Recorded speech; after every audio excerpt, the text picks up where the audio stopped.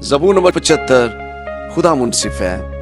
आए खुदा, हम तेरा शुक्र करते हैं, हम तेरा शुक्र करते हैं क्योंकि तेरा नाम नजदीक है। लोग तेरे अजीब कामों का जिक्र करते हैं। जब मेरा मुअय्यन वक्त आएगा तो मैं रास्ती से अदालत करूंगा।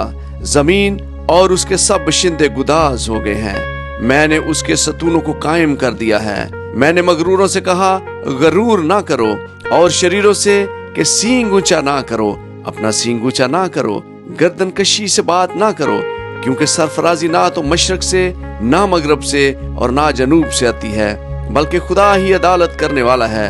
वो किसी को पस्त करता है और किसी को सरफराजी बख्शता है, क्योंकि खुदावंद के हाथ में प्याला है और मैच झाग वाली है।